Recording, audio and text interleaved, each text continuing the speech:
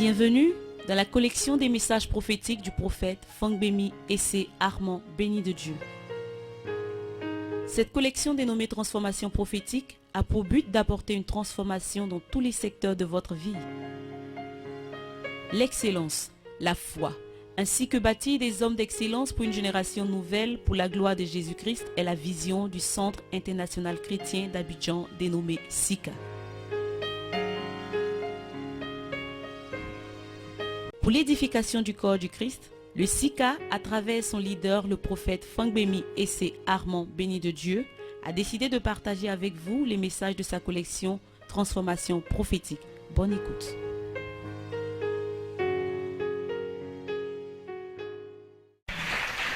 Dis à quelqu'un, je ne peux pas attendre.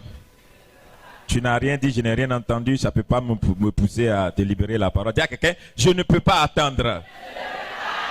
Touche-le bien, secoue-le, dis-lui. Je dis que moi là, je ne peux plus attendre. Alléluia. Dis-lui encore, je ne peux pas attendre. Je dis bien que je ne peux pas attendre. God. Je vais dans Matthieu 15 à partir du verset 21. Matthieu 15 à partir du verset 21. Si Dieu parle au cœur de quelqu'un ce matin, qui ne résiste pas. Je lis la parole du Seigneur. Jésus étant parti de là, se retira dans le territoire de Tyr et de Sidon. Et voici une femme cananéenne qui venait de ces contrées lui cria: aie pitié de moi, Seigneur, fils de David, ma fille est cruellement tourmentée par le démon. Il ne lui répondit pas un mot. Et ses disciples s'approchaient et lui dirent avec instance: renvoie-la, car elle crie derrière nous. Il répondit: je n'ai été envoyé qu'aux brebis perdues de la maison d'Israël. Mais elle vint se prosterner devant lui, disant: Seigneur, secours-moi. Il répondit: il n'est pas bien de prendre le pain des enfants et de le jeter aux pieds des chiens. 27. Oui, Seigneur, dit-elle, mais les petits chiens mangent les miettes qui tombent de la table de leur maître. Alors Jésus lui dit: femme, ta foi est grande, et qu'il te soit fait comme tu veux. Et à l'heure même, sa fille fut guérie. Répète, dis à quelqu'un: je ne peux pas attendre. Quand nous lisons bien cette histoire, nous allons nous rendre compte que ça nous parle d'une femme cananéenne qui a rencontré Jésus-Christ de Nazareth. Et savez-vous, aujourd'hui, c'est vrai que nous les chrétiens, quand nous prions, nous disons: je vais à Canaan. Mais en réalité, avant Canaan, c'était une terre païenne. Et quand quelqu'un vient de Canaan, c'est un païen. Et les Cananéens n'avaient pas le droit avec les Juifs. C'était ainsi. Et Dieu m'avait donné des interdits pour ne pas que les enfants hébreux, les enfants juifs se marient avec les fils et les filles étrangères ou bien les fils étrangers, les Cananéens en quelque sorte. Bien même qu'ils ont eu à conquérir la terre et qu'ils étaient à Canaan, il ne leur était pas permis de s'associer avec les Cananéens d'origine. Donc ils vivaient avec les Cananéens, mais ils n'avaient pas de droit de relation avec les Cananéens. Et voici là que la Bible dit que Jésus ce jour-là, il arrivait par là. Et il y a cette femme cananéenne aussi qui est arrivée. Mais la femme a entendu parler de ce que Jésus faisait. Et la femme est arrivée, elle dit: moi je sais que je suis cananéenne, mais je suis venue te rencontrer parce que ma fille est malade. Dis à quelqu'un: sa fille est malade. Hein? Elle dit: ma fille est malade. Et je veux que tu pries pour que ma fille soit guérie. Et la Bible nous dit que les disciples qui étaient auprès de la femme de Jésus ont dit à Jésus: il ne faut pas t'approcher de cette femme-là. Il faut que cette femme s'éloigne de toi. Elle te critique, elle parle mal de toi, elle ne croit pas en toi. Mais Jésus dit: je ne suis pas venu pour ceux qui croient déjà en moi, car ceux qui croient en moi sont déjà avec moi. Je suis venu pour ceux qui ne croient pas en moi. Je voulais parler ce matin à quelqu'un. Est-ce que quelqu'un est prêt à recevoir la parole de l'Éternel? Alléluia. Laissez-moi vous dire une chose d'abord avant de continuer. Quand tu marches avec des gens qui t'ont déjà reçu et que tu veux seulement être avec ceux qui t'ont déjà reçu, c'est que tu ne peux pas avancer. Ceux qui sont en train de critiquer, ceux qui ne t'ont pas encore accepté, c'est la saison de les toucher. Parce qu'ils ne savent pas qui tu es. Ils ne savent pas qui tu es en réalité. C'est pourquoi ils parlent de toi. Mais le jour où ils vont te découvrir, ils sauront qui tu es. Et je parle sur la vie de quelqu'un ce matin. Que tu aies de nouveaux amis et que tu aies de nouveaux contacts. Tes ennemis deviendront tes amis. Ceux qui parlent mal de toi t'accepteront. Tu marcheras avec tes ennemis. Ils ne mourront pas parce qu'ils sauront que Dieu t'a qualifié. Dis à quelqu'un: ah! Les disciples lui ont dit: ne marche pas avec celle-là. Ne va pas avec celle-là. Il dit, non, je ne suis pas venu pour ceux qui sont déjà avec moi. Je suis venu pour ceux qui ne croient pas en moi. Frère en Christ. Le frère on causait hier, il me disait quelque chose. Il dit, oui, c'est la vérité. Le grand péché de l'église évangélique en Côte d'Ivoire, c'est que on fait des programmes pour les chrétiens. On fait des réunions pour les chrétiens. On fait tout pour les chrétiens et on ne pense pas aux païens. Notre victoire n'est plus chez les chrétiens. Notre victoire est chez les païens. Le miracle, quand tu fais croisade et puis il y a 100 chrétiens, tu vas prier, le paralytique ne va pas se lever, mais tu vas te rendre compte que le fou ou bien le paralytique qui va venir être guéri, souvent c'est un païen. Et quand il est guéri, Jésus est glorifié. Ou bien. C'est pourquoi quand les gens ne sont pas encore bien convertis, puis ils approchent des hommes de Dieu, ne dites pas non, celui-là, non. Tu ne sais pas ce que Dieu peut faire avec lui demain. Quand tu as un frère, une soeur qui vit mal, il faut l'aider. Il ne faut pas le crucifier. Parce que tu ne sais pas ce qui peut devenir des... Mais je m'arrête là, je continue. Alors Jésus dit à la femme, je ne m'appuie pas sur ce que mes disciples ont dit, femme, mais la réalité et la vérité, la loi m'interdit de donner ce qui est de la bonne nourriture aux chiens. C'est la nourriture des enfants, mais je ne peux pas donner aux chiens. La loi m'interdit de te donner ça. Alléluia. Deuxième point, je ne suis pas encore, normalement, pour que je puisse intervenir dans le camp des païens, il fallait que je sois d'abord à la croix et qu'on me crucifie et que je meure et que je ressuscite le troisième jour avant que mon nom ne puisse agir sur les païens. Car la Bible dit que quiconque son nom sera invoqué, cette personne sera sauvée. Donc, quand le nom de Jésus est invoqué, même sur un soulard, le soulard peut être sauvé. Mais tant que Jésus n'était pas mort, son nom ne peut pas agir. Alors Jésus était en train de dire à la femme cananéenne, à l'heure où je suis, je ne peux rien faire pour toi. Il fallait que tu attendes que je meure et que je ressuscite pour pouvoir voir ton cas. Dis à quelqu'un, je ne peux pas attendre. J'ai entendu. Dis à quelqu'un, je ne peux pas attendre. La deuxième raison, c'est que la Bible dit que Dieu a fait une promesse à son fils. Il dit, attends jusqu'à ce que je fasse de tes ennemis ton marche-pied, afin que tu t'asseyes à ma droite. Jésus est en train de dire à la femme, attends d'abord, parce que j'ai un autre combat, c'est que je dois lutter et m'asseoir à la droite de mon Père. C'est à partir de là maintenant que je serai prêt pour sauver les nations. Donc pour l'instant, ton cas ne m'intéresse pas. Alors la femme encore est arrêtée pour dire à Jésus, je ne peux pas attendre. Dis à quelqu'un ce matin, je ne peux pas attendre. Il y a des choses qu'on attend, mais il y a des choses qu'on n'entend pas. J'ai l'habitude de voir des chrétiens dire, j'attends la volonté de Dieu. Est-ce que tu connais la volonté de Dieu? La Bible dit que Dieu a fait sur nous des projets de bonheur et des projets de paix, des projets de succès. Si Dieu t'a appelé depuis le ventre de ta mère, il te connaissait, il t'avait choisi, il t'avait oint et il t'avait établi. La Bible le dit qu'il y a un temps pour chaque chose. Il y avait le temps où Jésus n'était pas, c'est les prophètes qui parlaient. Il y avait le temps où Jésus n'était pas et c'est Moïse qui agissait. Mais cette femme cananéenne s'est rendue compte que ce n'était plus le temps de Moïse, où Moïse parlait, après Moïse parte à la montagne pour revenir, pour qu'il entende la voix de Dieu. C'était le temps où Jésus lui-même il était là. Il dit, la femme cananéenne dit à Jésus, Jésus, je ne pourrai pas attendre ta mort parce que tu es déjà là. Et comme tu es là, je veux... Oh my God! Est-ce que quelqu'un m'écoute ce matin? Dis à quelqu'un qui est à côté de toi, je ne peux pas... Ah, dis à quelqu'un, je ne peux pas attendre. Ah! La femme dit à Jésus, on t'a annoncé longtemps. Et c'est maintenant que tu es arrivé. Mais moi, je n'ai qu'à attendre encore. Tu as mouru avant de résoudre ma solution. De résoudre mon problème plutôt. Je ne peux pas. Ce matin, touche quelqu'un dit, je ne peux pas. Speak loudly. I can't wait. Je ne peux pas attendre. Dis à quelqu'un, quelqu'un, je ne peux pas attendre. Je ne peux pas attendre. Je ne peux pas attendre encore longtemps ce mariage. Je ne peux pas attendre encore longtemps ce travail. Je ne peux pas attendre longtemps pour ce travail. Je ne peux plus attendre pour ce voyage. Je ne peux plus attendre pour ce miracle. Le temps est passé pour moi. Dis à quelqu'un, je ne peux pas attendre. Oh my God.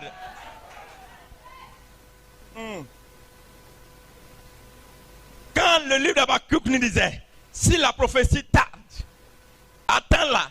Quand elle arrive à son accomplissement, vous savez ce que ça veut dire? La prophétie, c'est quoi? C'est pas tu vas te marier. Hein? La prophétie, c'est Jésus. Jésus, Habakkuk voulait dire, attends jusqu'à ce que le jour où Jésus va arriver jusqu'à toi. Le jour où Jésus va arriver jusqu'à toi, tout ce que tu veux, tu peux l'avoir.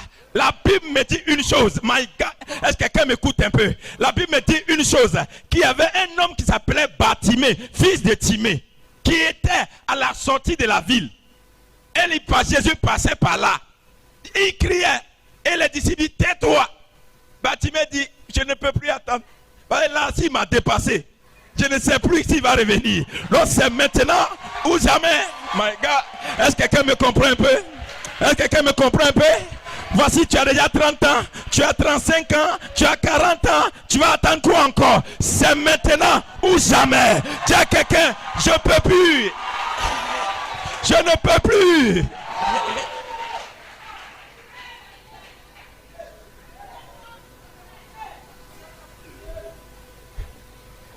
Dis à quelqu'un, je ne peux plus attendre.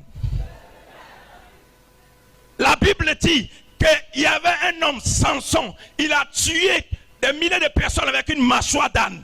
Mais quand il a fini de les détruire, il était arrêté sur un rocher, mais pressé par la soif. Il avait tellement soif que la soif devait le tuer. Il dit, Dieu, je ne peux pas tuer des milliers de personnes avec une mâchoire d'âne et puis mourir d'eau. La Bible dit que le rocher sur lequel il était arrêté, il a invoqué l'Éternel. Il n'est pas allé à une source. Dieu ne lui a pas indiqué un coin pour dire, il y a saut de ci là-bas. Il n'a pas indiqué un coin pour dire, il y a de l'eau là-bas, va. Le rocher sur lequel il était arrêté a ouvert sa bouche. L'eau est sortie et il a étanché sa soif. Est-ce que quelqu'un me comprend un peu? Dis à quelqu'un, je suis pressé pour mon voyage. Je suis pressé pour mon miracle. Je suis pressé pour mon... Est-ce que quelqu'un est pressé pour son témoignage? Si tu dis bien Amen, qui t'arrive ainsi? Je suis pressé pour ce ministère que Dieu m'a donné. Je suis pressé pour la grâce que Dieu m'a donnée d'être à côté d'un homme de Dieu. Je ne suis pas assis comme les autres. Quelque chose doit se passer dans ma vie. Il faut qu'on sache que j'ai rencontré Jésus. La Bible dit que si tu rencontres Jésus, quelque chose doit se passer. Ah! Il y a ceux qui rencontrent Jésus et qui entendent, qui regardent Jésus. La Bible dit qu'il y avait les enfants des prophètes. Et Élisée était avec Élie. Mais quand Élisée marchait avec Élie, les enfants du prophète lui ont dit, tu ne sais pas que ton maître va mourir? Mais arrivé devant le Jourdain, les enfants du prophète se sont arrêtés. Élisée a traversé l'eau avec Élie. Tu sais pourquoi? Élisée dit, je ne peux pas. Aujourd'hui, où tu iras, d'où tu rentres, je ne peux plus. Parce que je suis au courant qu'aujourd'hui c'est le jour de l'onction. C'est le jour de mon miracle. Je ne peux plus.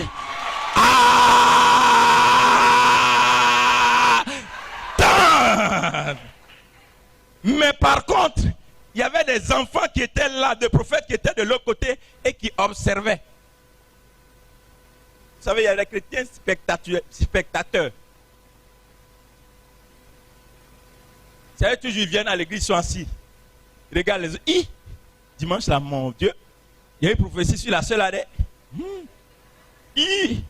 Mon Dieu, l'homme de Dieu là, Dieu, l'onction a coulé des. Mon Dieu, tu as vu le miracle là, vraiment. Est-ce que c'est que l'apôtre est venu avec un nouveau costume encore? L'apôtre a une nouvelle voiture, hein?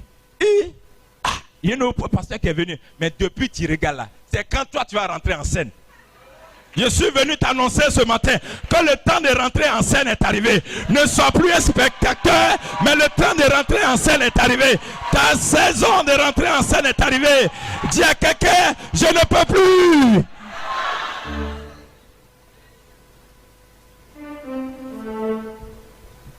Tu as trop attendu. Qui veut attendre?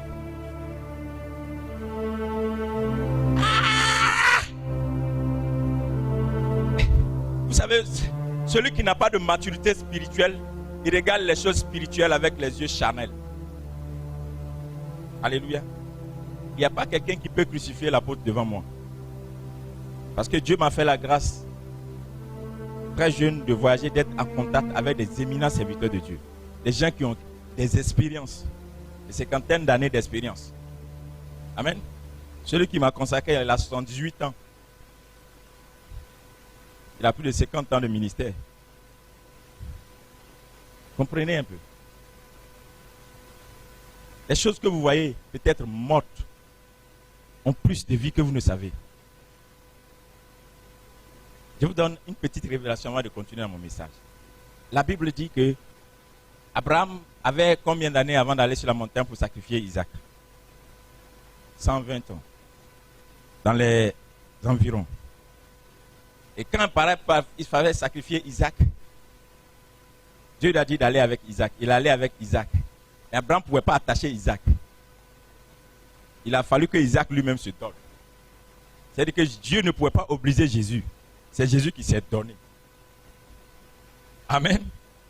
Mais deuxième chose, c'est pourquoi Dieu a appelé l'ancien des temps. Mais regardez, deuxième chose, c'est qu'Abraham, quand il voulait faire le sacrifice, que Dieu lui a dit, lève ta tête, regarde derrière, il y a un bélier. Pourquoi est-ce que quand Abraham passait par là, il n'a pas vu le bélier premièrement? Et que c'est quand il a fini là que Dieu lui a demandé, Dieu lui dit, voilà un bélier. Qui a caché le bélier? Encore un bélier, normalement, on ne va pas au sacrifice avec un bélier, on va avec un agneau. Pourquoi c'est un bélier? La puissance, la domination. Mais Dieu s'est révélé à Moïse dans le buisson ardent. Mais regardez, Abraham, ce qui va se passer. Pour lui, c'est un bélier qui est dans un buisson. Et les cornes du bélier étaient liées dans le buisson. Vous savez ce qu'il va dire? Dieu savait qu'Abraham est vieux et qu'il n'a plus de force. Donc Dieu a pris les cornes du bélier qui a la puissance et il l'a lié dans les buissons pour que Abraham puisse maîtriser le bélier pour le sacrifice. Attention. Il y a des pasteurs, vous voyez, qu'ils n'ont plus de force. Mais il y a des choses que Dieu leur a données pour maîtriser, que vous ne pouvez pas maîtriser. Be careful. Fais attention. Il y a des choses qu'on ne joue pas avec. La seule chose, j'ai déjà vu des généraux qu'on a descendus. J'ai déjà vu des présidents qui ne sont plus présidents. Mais je n'ai jamais vu un serviteur de Dieu qui n'est plus serviteur de Dieu.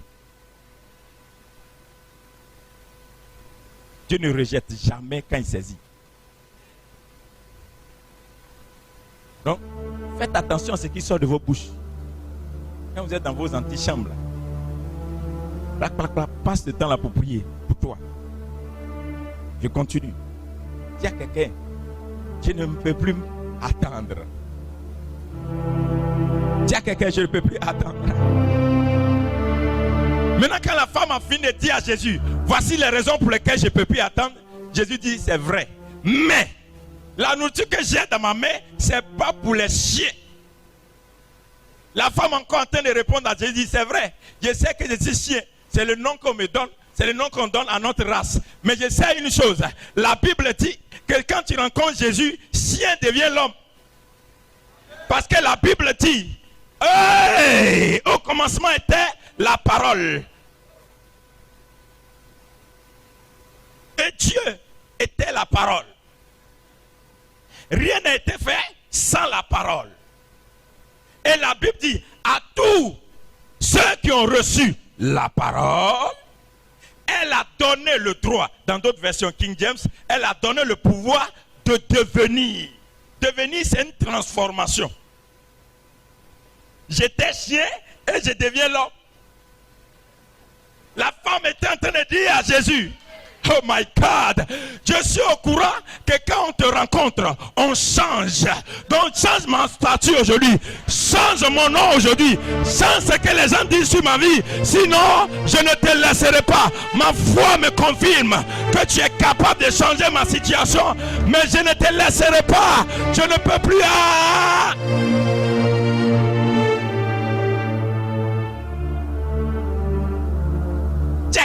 Je ne peux plus attendre.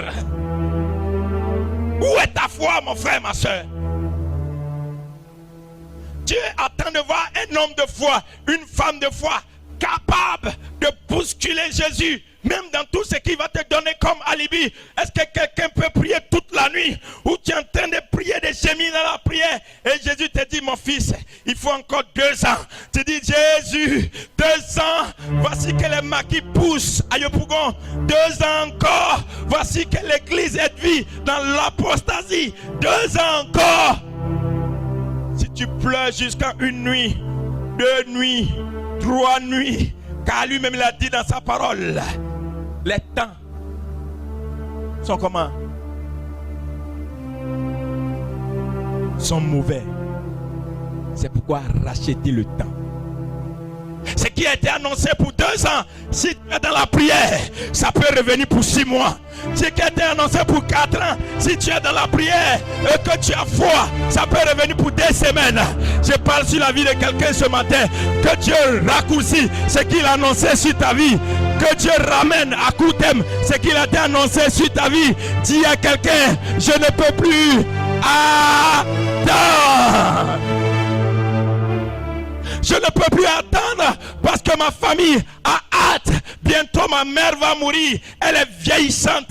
Mais je ne peux pas être chrétienne sans que ma mère ne voie mon mari et ne voie mes enfants. Bientôt mon papa va mourir. Je ne peux pas être un chrétien et ne pas construire une maison pour mon papa avant sa mort. Mon papa doit se rendre compte que j'ai rencontré quelqu'un qui change, qui transforme et qui bénit. Il s'appelle Jésus-Christ de Nazareth. Je ne peux plus attendre. Et quand tu sais que tu ne peux plus attendre, tu n'as pas les attitudes des enfants de prophètes qui étaient de l'autre côté, qui attendaient le retour d'Élisée.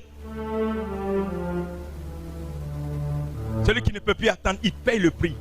Dis à quelqu'un, je ne peux plus. Dis à quelqu'un, je ne peux plus. La Bible dit que quand on annonçait la mort du peuple d'Esther, ce n'était pas le jour d'Esther. Si elle était rentrée dans la face du roi, on pouvait couper sa tête. Esther a dit à son enfant, à son peuple, allez-y, jeûnez 3 jours. Moi aussi, je vais m'humilier pendant 3 jours. Mais malgré la loi, je rentrerai chez le roi. S'il faut que je meure, je vais mourir. Mais il faut le salut de mon peuple. Il y a des choses qui ne peuvent plus attendre. Parce que s'il faut que toi tu meurs pour que ta famille vive, tu dois mourir. S'il faut que je jeûne 40 jours pour que les choses changent, je jeûnerai 40 jours. S'il faut que je prie pendant 1 an pour que la situation de mon église change, mon pasteur change, ma famille change, je suis prêt à payer le jour, le temps, je suis prêt à payer le prix parce que je ne peux plus attendre. S'il faut que je donne de tout mon salaire, tout mon argent pour qu'on voie la gloire de Dieu sur l'église, je ne peux plus attendre parce que j'ai rencontré Jésus-Christ de Nazareth, le seul véritable Dieu, l'unique qui ne change pas, celui qui est mort et qui est ressuscité d'entre les morts. Il n'y a aucun autre Dieu comme lui. Celui qui a la vie, en qui il y a la vie. Il y a quelqu'un, je ne peux plus attendre.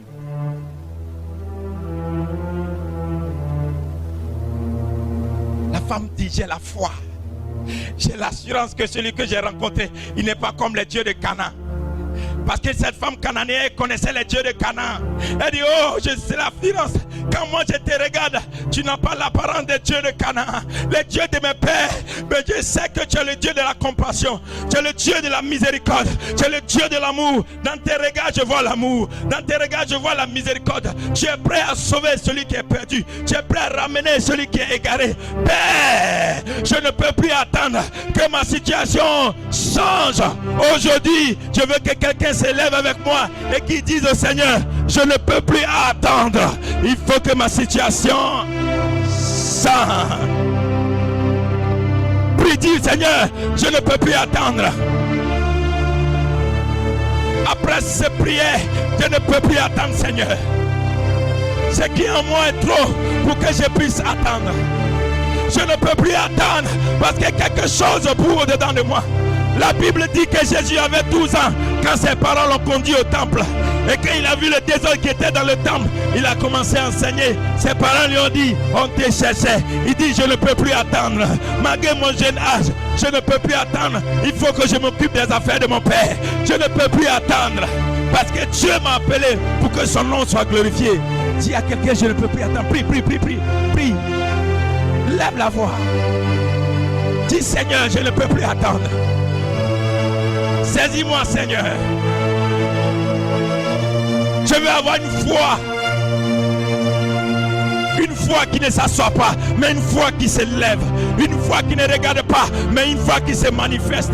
Une foi qui n'assiste pas, mais une foi agissante. Je veux agir maintenant. Je veux aller en action, Seigneur. Je ne peux plus attendre, Seigneur. Je sais qu'il y a quelque chose en moi. Je sais que Dieu a mis un dépôt en moi. Je sais qu'il y a une grâce en moi. Je ne peux plus attendre. Je ne peux plus attendre. Je vais à la rencontre de ma lumière. La Bible dans le livre d'Ésaïe. Lève-toi, sois éclairé, car ta lumière arrive. J'annonce à quelqu'un ce matin. Lève-toi là où tu es dans la foi. Et tu vois ta lumière arrive. Ta grâce arrive. Ton miracle arrive. Invoque ton Dieu ce matin. La situation dans laquelle tu es arrêté, la situation dans laquelle tu es, la situation va ouvrir sa bouche. Quelque chose va se passer. Tu n'es pas mort. Tu n'es pas morte. Il y a la vie en toi. Il y a une grâce encore. Quelque chose peut se passer. Dieu t'a suscité. Ta mort ne peut pas venir. Il dit dans sa parole, tu ne mourras pas. Tu vivras et tu raconteras les merveilles de l'Éternel ton Dieu. Dieu ne peut pas accepter que tu meurs dans cette situation. Il est venu pour te sauver dans cette situation. Cette situation n'est pas pour la mort, mais c'est pour la vie. Dieu est pour toi. Je ne peux plus attendre. Tu ne dois plus attendre. Je ne peux plus attendre, Seigneur. Je ne peux plus attendre. Je ne peux plus attendre. Ma situation a changé. Ce matin, Seigneur, je t'ai senti. Je suis à ta rencontre. Visite-moi, Seigneur. Change mon état. Change ma situation. Seigneur, regarde ma famille. Regarde mon mari. Regarde mon foyer. Regarde mon ministère. Je ne peux plus attendre. Je ne peux plus attendre. Je suis en train de vieillir. Je ne peux plus attendre. Il me faut cet enfant. Je ne peux plus attendre. Seigneur, je ne peux plus attendre que tout change. Seigneur, j'ai la foi ce matin que je ne peux plus attendre. Tu peux changer ma vie. Change mon état. Change mon ministère. Change mon foyer. Change mon histoire. Donne-moi un autre nom. Prie. Dieu Seigneur, tu ne peux plus attendre. Tu ne dois plus attendre. Jacob a dit, oh, il y a longtemps que j'ai volé. J'ai toujours escroqué pour avoir ce que je dois avoir. Mais la nuit, Jacob a lutté avec l'ange pour dire, je ne peux plus attendre. Je ne peux plus attendre. Je ne peux plus attendre. Les choses doivent changer. Je ne dois plus attendre. Je ne veux plus attendre. Je me lève. Dieu t'a envoyé pour les nations. Ton témoignage, c'est pour les nations. Ton témoignage, c'est pour que ta famille soit sauvée. Tu ne dois plus attendre. Il ne faut plus attendre. Invoque-le.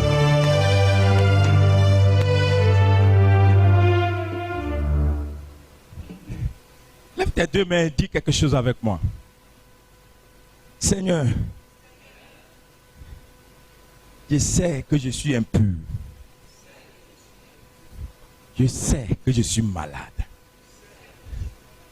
Je sais que je ne mérite pas. Mais je compte sur ta grâce. Ce matin, je demande que le Dieu qui s'est révélé à Moïse dans le buisson Adam, comme le Dieu de la délivrance, vienne sur ma vie, descende sur ma vie, descende dans mes affaires, descende dans mon ministère, descende dans mes projets, descende dans mon corps, pour changer mon état, pour changer l'état de ma vie. Seigneur, donne-moi un nouveau nom ce matin. Je ne veux plus être dans l'esprit de Jacob. Je rentre ce matin dans l'esprit d'Israël. Je déclare que je suis Israël. Je déclare que je suis Israël. Je déclare que je suis Israël. Je déclare que je suis Israël. Je déclare que je suis Israël. Au nom de Jésus-Christ de Nazareth. Amen. Est-ce que quelqu'un peut acclamer le Saint d'Israël?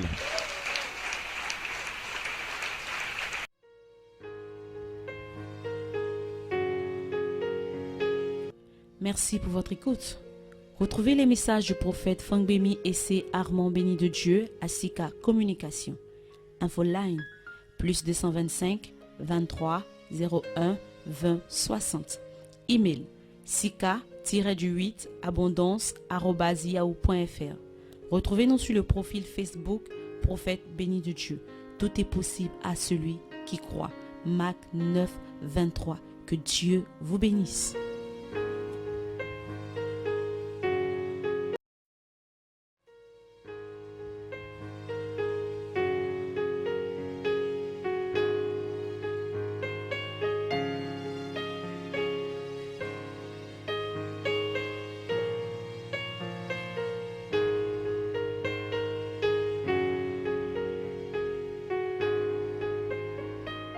Bienvenue dans la collection des messages prophétiques du prophète Fangbemi et ses Armand Béni de Dieu. Cette collection dénommée Transformation prophétique a pour but d'apporter une transformation dans tous les secteurs de votre vie. L'excellence, la foi, ainsi que bâtir des hommes d'excellence pour une génération nouvelle pour la gloire de Jésus-Christ est la vision du Centre international chrétien d'Abidjan dénommé SICA. Pour l'édification du corps du Christ, le SICA, à travers son leader, le prophète Fangbemi et ses Armand Béni de Dieu, a décidé de partager avec vous les messages de sa collection Transformation prophétique. Bonne écoute.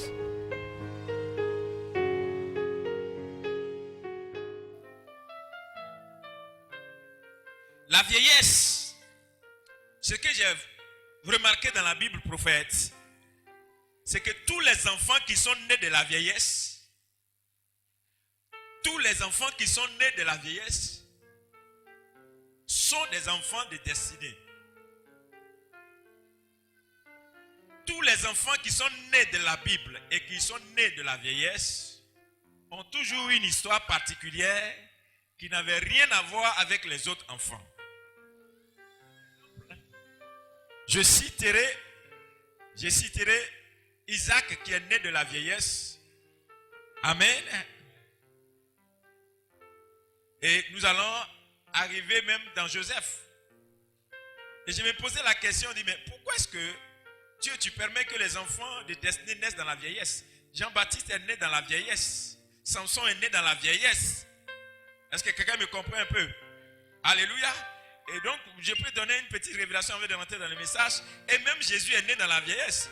Parce que la Bible appelle Dieu l'ancien des dieux. Donc, alléluia. Alléluia. C'est un vieux des vieux qui a rencontré Marie pour que Marie accouche Jésus.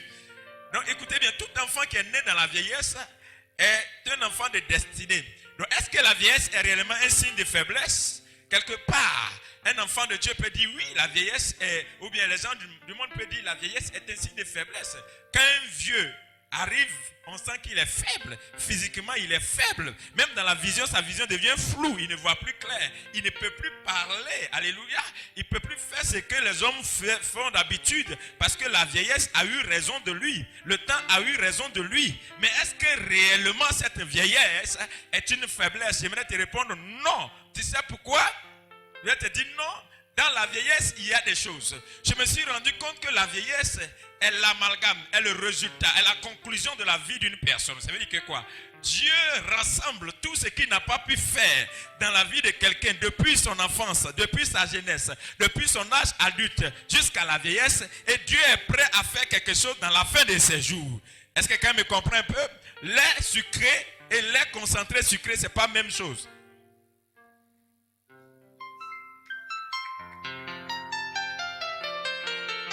Amen.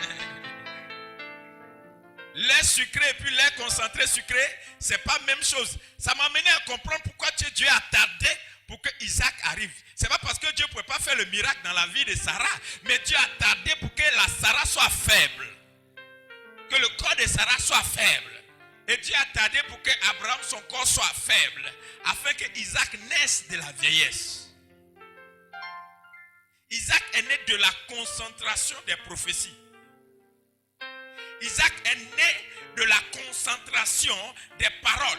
Isaac est né de la concentration de l'espérance. Isaac est né de la concentration de l'espérance de la foi de son père. Ça veut dire que c'est la manifestation de 24 ans de foi qui a donné naissance à Isaac. Est-ce que quelqu'un me comprend un peu? Est-ce que quelqu'un me comprend un peu? Quelqu'un me comprend un peu? Isaac n'est pas né comme les autres. Isaac ne peut pas avoir les mêmes destinées comme les autres. Il est né de la concentration, de la vie d'intercession, de prière d'Abraham. Imaginez, quelqu'un qui a invoqué Dieu pendant 24 ans de sa vie pour obtenir une seule chose, Isaac.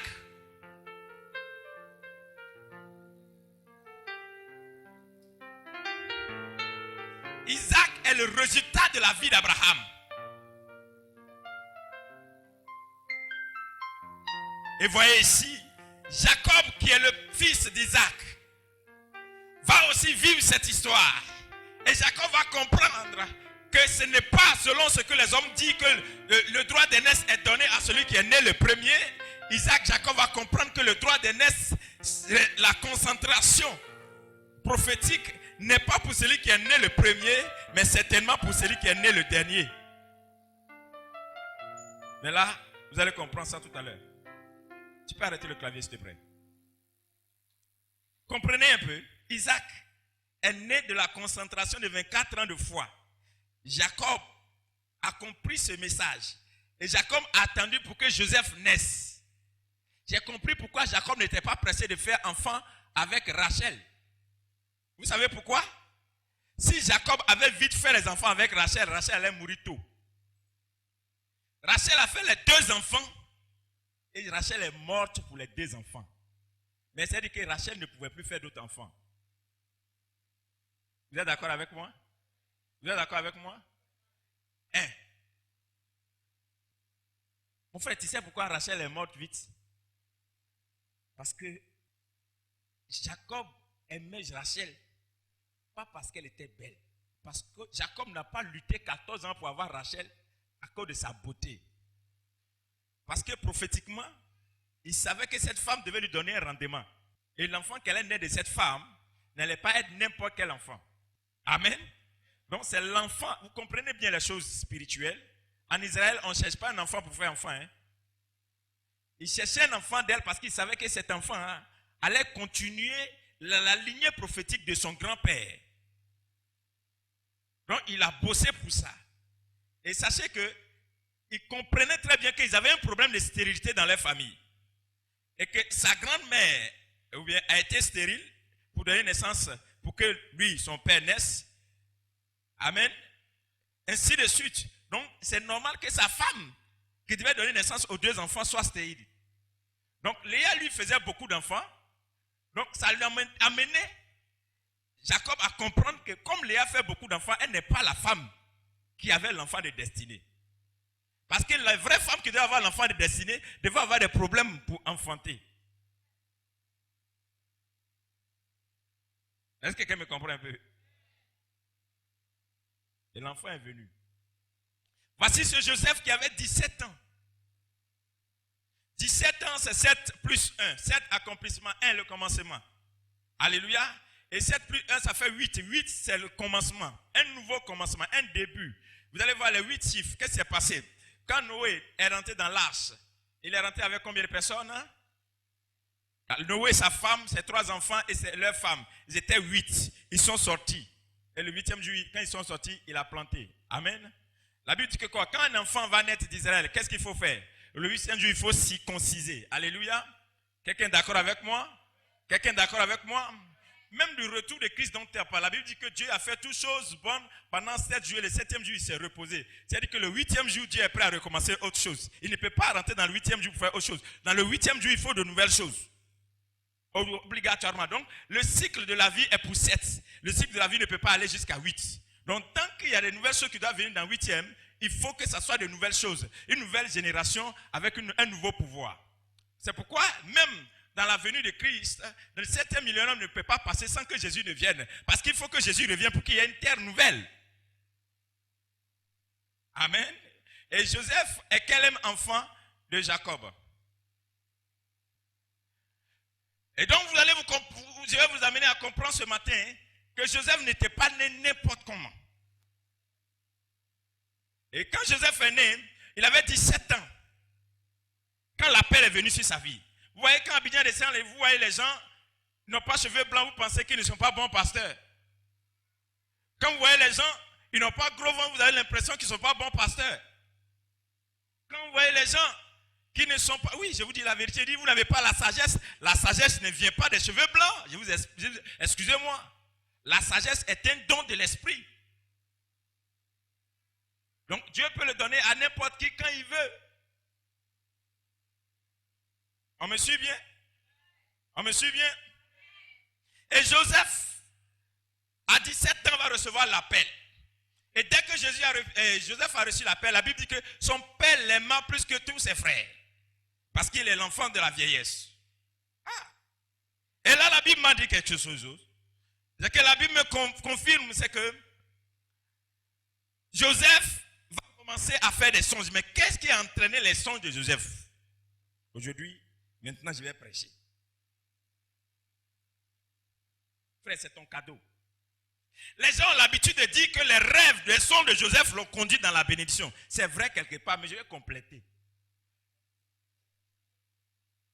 Ce n'est pas Joseph qui était un rêveur. C'est le père de Joseph qui est le vrai rêveur. Je vais t'expliquer tout à l'heure. La Bible dit que sur la route de Bethel, à Bethel, Jacob a rencontré Dieu. Mais Dieu s'est révélé à Jacob dans une vision, comme dans un rêve. Et Jacob a vu les anges monter et descendre. Alléluia. Et le seul homme dans la Bible qui a pu attraper ange et faire parler avec ange jusqu'au matin, c'était Jacob. Donc Jacob prophétiquement connaît et il sait les temps et il connaissait l'interprétation des temps. Mais Jacob était dans sa vieillesse et Jacob savait que Dieu devait faire quelque chose avec lui. Mais dans cette vieillesse, ces choses-là, il ne pouvait plus marcher, il ne pouvait plus aller loin pour faire ces choses. Et Jacob a trouvé au milieu de ses enfants celui qui avait la disposition pour pouvoir le faire. Celui qui est né dans le bon temps pour accomplir ces choses. C'était Joseph qui était né dans le bon temps. Tout à l'heure, je vous disais qu'il y a des choses quand ça tarde dans ta vie, ne t'inquiète pas. Parce que ça doit naître dans le bon temps. Vous savez, si Samuel était né au moment où Élie était fort, Samuel n'allait jamais hériter de la place d'Élie. Dieu a attendu pour que Anne soit stérile pendant longtemps, afin que Samuel naisse dans une période qui était la période du salut.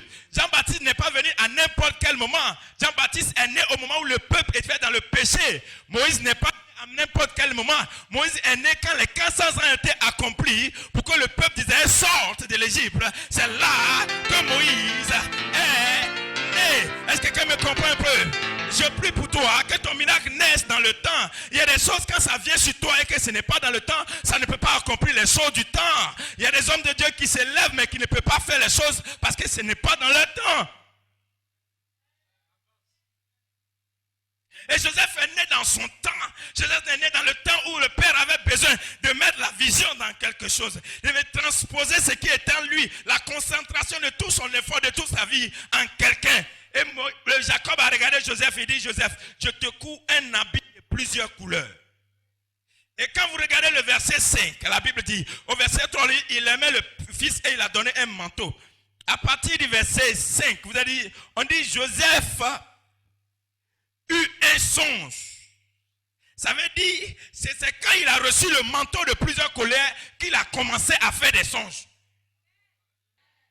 Ça veut dire que Joseph, c'est quand son père l'a habillé de ce manteau-là, que lui, ses rêves ont commencé. Est-ce que tu sais une chose? Il y a des choses, quand un homme de Dieu qui a reçu une vision, une concentration d'espérance, il y a des choses que Dieu lui a promis. Et Dieu a dit, je vais faire telle chose avec toi. Je vais te bénir, je vais t'enrichir. Et il a espéré longtemps, il est au bout du mur. Et il sait que maintenant, il n'a plus de force. Il cherche quelqu'un en qui il peut investir cette onction pour que cette onction soit l'instrument de sa gloire. My God. La Bible dit que Dieu était sur le ciel et il dit, qui enverrai-je? C'est vrai que maintenant le péché du monde a atteint son comble. Je vais sauver vraiment l'humanité. Je vais sauver l'humanité. Est-ce que je peux envoyer quelqu'un? Le fils s'est présenté et il a oué le fils pour lui descendre.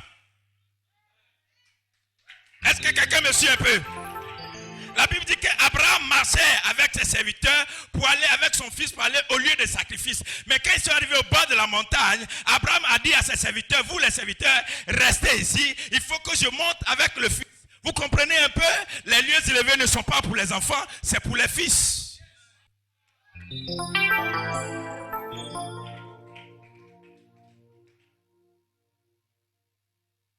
C'est pour les fils.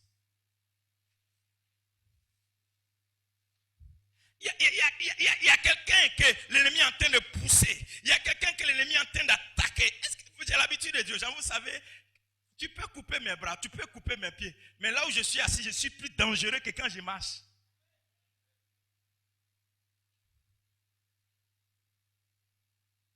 Vous savez pourquoi? Jésus dit à ses disciples, je m'en vais mourir. Mais ne vous inquiétez pas pour ma mort. C'est quand j'ai mouru même là, ça s'est gâté. Tu sais pourquoi? Quand il était là, il était le seul parmi eux en Israël. Et les gens le cherchaient à le tuer. Et Jésus va faire quelque chose, il va faire la Sainte Seine. Il dit, mangez le pain. En mangeant le pain, c'est moi que vous mangez. En buvant le vin, c'est moi que vous buvez. Donc Jésus dit quoi? Désormais, au lieu que je sois seul à me promener au milieu de vous, je me casse. Le pain là, c'est le Christ. Il s'est cassé, il s'est multiplié en plusieurs.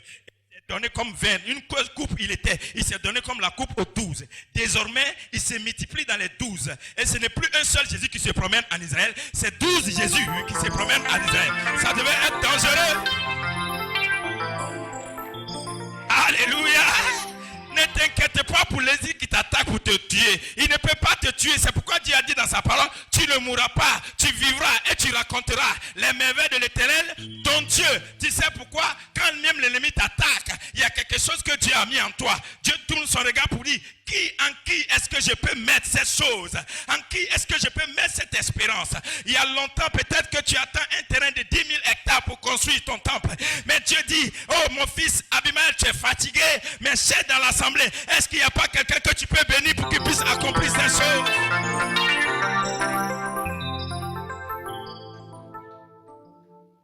La bénédiction ne vient jamais quand il n'y a pas de besoin. La bénédiction ne vient jamais quand il n'y a pas de besoin.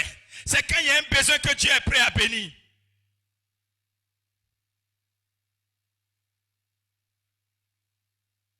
Joseph est rentré dans la vision de son père. Parce que son père l'a habillé. Est-ce que quelqu'un me comprend un peu?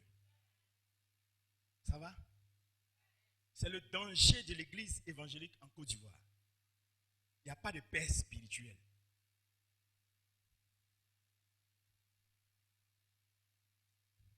Attends.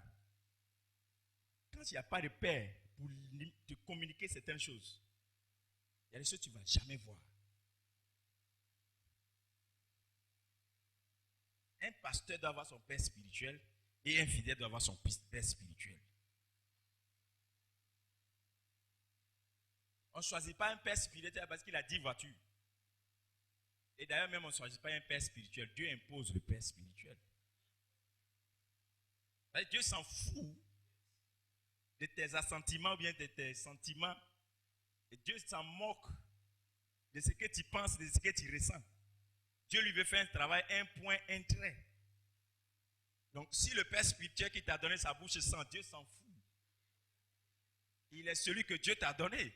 Non, attendez, comprenez les choses spirituelles. Quand toi tu es enfant spirituel, tu regardes, dis mon père là, il est dans le péché, Dieu ne peut plus être, Dieu n'est plus avec lui. Qui t'a parlé?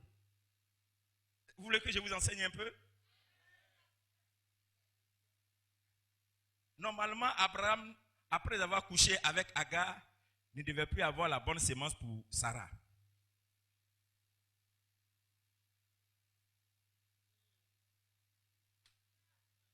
Parce que quand Abraham a parlé, Abraham a dit à Dieu, permets que Ismaël soit mon héritier. Dieu dit, ce n'est pas encore fini. Tu as fait sortir quelque chose, mais ce n'était pas la bonne chose. Parce que là où tu dois mettre là, tu n'as pas mis là-bas. Est-ce que quelqu'un me comprend un peu? Le péché de quelqu'un n'arrête pas la volonté de Dieu. Mais c'est lui que ça arrête. Je ne dis pas de péché. Hein? Mais il faut savoir une chose. Ce n'est pas parce que quelqu'un est en train de pécher que Dieu ne va pas accomplir ce que lui a dit qu'il va faire. Samson était couché sur la cuisse de Dalila. Quand on a annoncé que les Philistins arrivent, la Bible dit que quand Samson s'est élevé, la main de l'Éternel l'a saisi. Je suis convaincu qu'il n'a pas eu le temps de prendre sa douche. Puisqu'on dit là, une armée arrive pour attaquer. C'est quel temps il a pour aller se soigner encore, même parfum.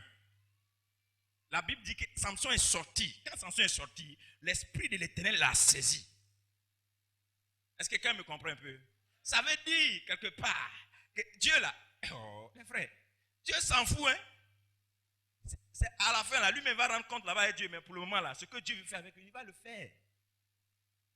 Donc, vous entretenez ce qui est essentiel entre vous et votre Père spirituel. C'est-à-dire, est-ce que ton Père spirituel n'est pas un instrument pour toi? Est-ce que Dieu n'a pas envoyé? Des fois, vous savez pourquoi j'aime me promener simple? Hein? Dieu ne brade pas ce qui lui coûte cher. Le Dieu que nous adorons est un Dieu qui se cache. Un pasteur qui arrive quelque part et veut que tout le monde dans le supermarché sache qu'il est pasteur, faites attention à lui. C'est qu'il n'a rien en lui. C'est pas parce que tu portes des bijoux, tu arrives dans les voitures et puis et puis on arrive, on dit que tu es passé. C'est pas ça le problème. Dieu ne va pas vouloir que tu brades ce qui est en toi. Tu passes et personne ne sait qui tu es. Vous savez pourquoi? Quand Jésus est né, il est né dans un crèche. Il est né dans une crèche, c'est ça, non? C'est les moutons. Dieu allait cacher Jésus derrière les moutons. Vous savez pourquoi? Et même les grands prophètes de ce temps qui ont annoncé la venue de Jésus, il n'y a pas un qui a su que c'était l'heure de la naissance de Jésus. Mais l'étoile de Jésus a dirigé les 3 rois mages. C'est les mages, des magiciens, des francs-maçons, des sorciers qui se promenaient par là. Vous savez pourquoi est-ce que l'étoile les a dirigés? Parce qu'ils avaient ce qu'il faut dans leurs mains. Ils avaient l'encens, ils avaient l'or et ils avaient la myrrhe. Les 3 choses suffisaient déjà pour que Dieu les attire dans la présence du roi des rois. Est-ce que quelqu'un me comprend ce matin? Mon frère, sois béni, mon frère. Frère, attention. Le Dieu que nous adorons est un prophète. Il y a les gens, tu les vois en ville, tu les vois, tu regardes choses. Mais s'ils ont ce qu'il faut, Dieu est prêt à les attirer dans sa présence. La Bible dit que Dieu appelle Cyrus, un païen, Cyrus mon serviteur, pour construire son temple. Réveille-toi de ton sommeil. Et sois l'homme ou bien la femme que Dieu peut utiliser en son temps. Pendant ce moment précis où Dieu s'est caché, personne ne se souciait de savoir que Jésus allait naître. C'est les rois mages qui avaient ce qu'il faut dans leurs mains. En ce moment où dans l'église en Côte d'Ivoire, Dieu cherche de nouvelles choses à faire, il y a des gens, c'est autre chose qui les intéresse. Mais Dieu va tourner de ses regards, il va fouiller. Il y a 1, il y a 2, il y a 3, il y a des gens quelque part qui ont ce qu'il faut dans leurs mains. Dieu les prend, il les dirige dans la gloire. C'est parce que Joseph avait ce qu'il faut. Est-ce que je peux prêcher un peu? C'est parce que Joseph avait ce qu'il faut que Dieu a accepté Joseph dans la vision de son père.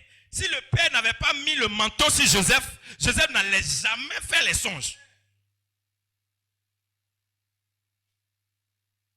Il y a des choses que tu ne vas jamais voir avec Dieu tant que ton père spirituel ne t'a pas donné la légalité de la chose. C'est-à-dire que la Bible dit que Dieu a mis toutes les promesses à Abraham. Et Abraham a transféré les promesses à Isaac. Isaac à son tour a transféré les promesses à Jacob. Et le temps était arrivé où Jacob devait transférer les promesses à Joseph. Alléluia.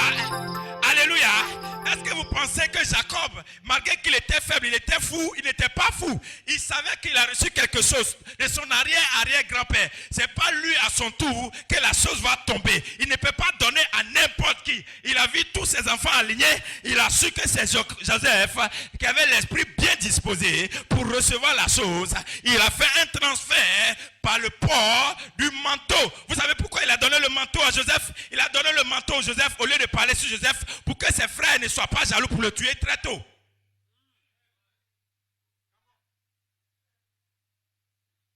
Si Jacob avait réuni ses enfants pour leur dire, voici que j'ai béni Joseph et que c'est Joseph qui va les amener dans la gloire, ils vont tuer Joseph. Mais Jacob a incarné la prophétie, le transfert de la prophétie dans le manteau.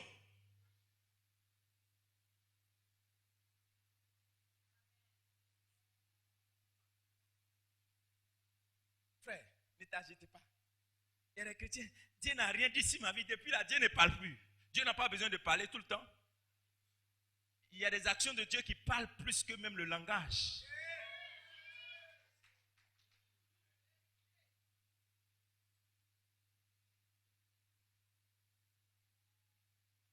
Il a caché dans le manteau.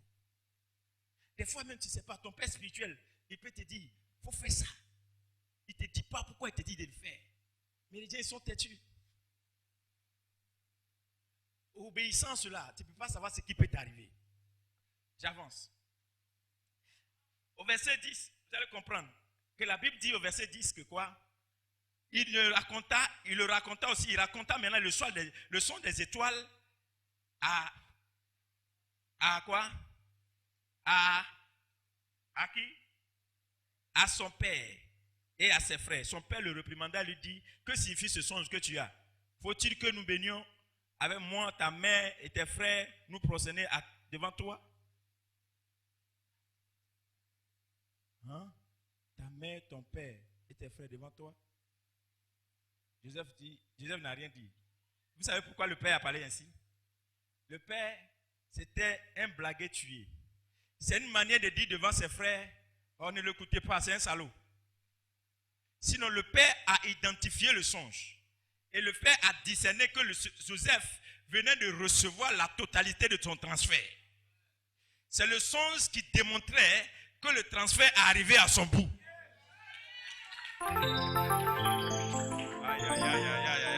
Quand tu as prié pour ton enfant, il y a des signes que tu vois sur lui, tu sais que il a reçu. Et Jacob attendait cette réponse-là de Joseph pour savoir qu'il avait bien reçu son transfert. Et Joseph lui dit, j'ai reçu. Et Joseph donne le son, il dit, mais ces songes-là, ça veut dire quoi? Ça veut dire que, sans même se rendre compte, Jacob a interprété le songe à Joseph. Il lui dit, ça veut dire que moi, ton père, le père représente le soleil, ta mère, la lune, les étoiles représentaient les frères, nous tous nous allons nous prononcer devant toi. Qui a dit? Est-ce que Joseph lui a dit que j'ai vu mon père, j'ai vu ma mère, j'ai vu mes frères? Mais le père a interprété le songe à Joseph. Vous dites que toute la famille est entre tes mains désormais.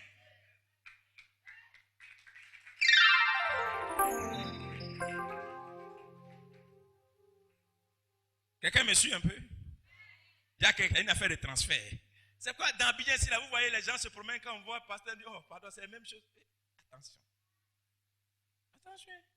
C'est vrai qu'il y a beaucoup de faux pasteurs. Mais discernez. Il y a des pasteurs qui sont des agents de transfert. Ils t'ont imposé les mains. Forcer quelque chose va t'arriver.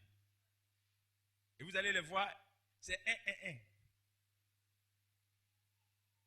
Moi, je prêche beaucoup. Mais j'ai pris rarement pour les gens. Parce que ma mère n'est pas sacrée, mais elle est consacrée.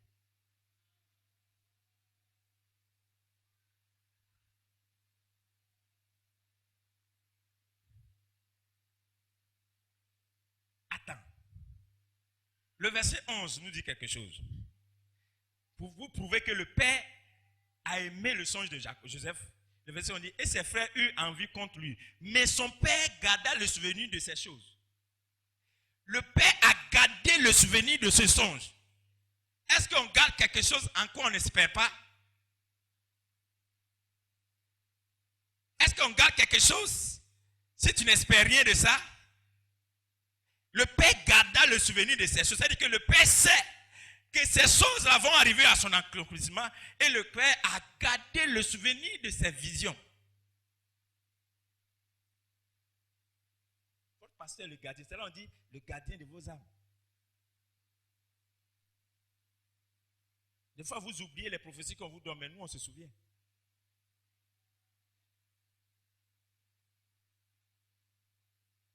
Le verset 23. Lorsque Jésus fut arrivé auprès de ses frères, il le dépouillait de son unique, de sa tunique, de la tunique de plusieurs couleurs qu'il avait reçue. Vous savez ce que ça veut dire? Affaire de manteau ce matin. Comprenez un peu. Dès que Joseph s'est présenté, ils n'ont pas cherché à faire autre chose à Joseph que d'enlever son manteau. Vous savez pourquoi? Hein? Le diable a réveillé leur mémoire, mais c'était trop tard.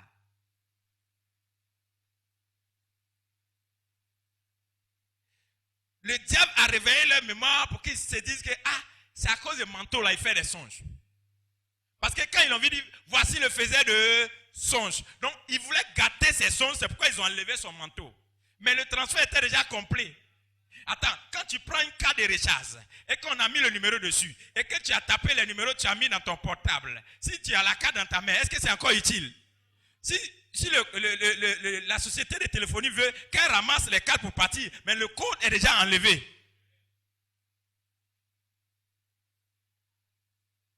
Ils ont essayé à le dépouiller parce que pour lui, en lui enlevant cela, il n'y avait pas eu de transfert. C'est pourquoi il y a beaucoup de chrétiens qui disent Satan m'a dépouillé. Le diable ne peut pas te dépouiller. Il te dépouille trop tard. Le temps où Satan va se rendre compte que Dieu t'a béni, c'est trop tard. Est-ce que quelqu'un me comprend ce matin? Quand Dieu veut bénir quelqu'un, il ne demande pas la permission à quelqu'un. Il te rencontre toi et lui seul dans le secret, il te visite. Alléluia. Mais eux, ils ne savent pas ce qui s'est passé. Mais quand l'ennemi t'attaque, il ne t'attaque pas pour t'enlever ce qui est essentiel. Il t'enlève ce que tu as déjà utilisé. Donc, ne se fatigue plus pour ce que le diable veut t'enlever. C'est pourquoi Jacob et Abraham, quand il était avec Lot, et que Lot a commencé à voir la bénédiction, il dit, voici que je vais prendre la bénédiction. Abraham dit, prends. Tu sais pourquoi? Abraham sait très bien que Lot n'avait pas les capacités d'identifier le lieu, la place des rendez-vous des miracles.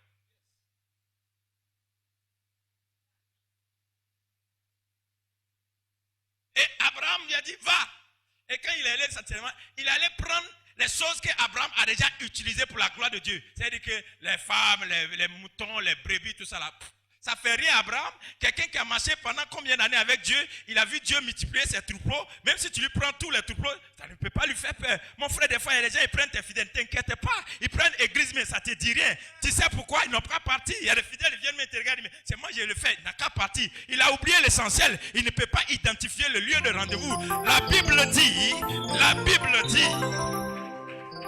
Tu ne peux pas identifier le lieu de rendez-vous en toi. La Bible dit que quand Joseph devait mourir, Joseph dit à ses frères, arrangez-vous, ne me laissez pas en Égypte. Prenez mon corps, amenez jusqu'en Israël, parce que je sais que c'est là qu'il y aura le lieu, le rendez-vous de la résurrection. C'est-à-dire que le jour, la Bible dit que le jour où Jésus ressuscitait, tous ceux qui étaient morts avant lui sont revenus à la vie avec lui. C'est-à-dire qu'Abraham est revenu à la vie, Isaac est revenu à la vie, et Joseph aussi est revenu à la vie.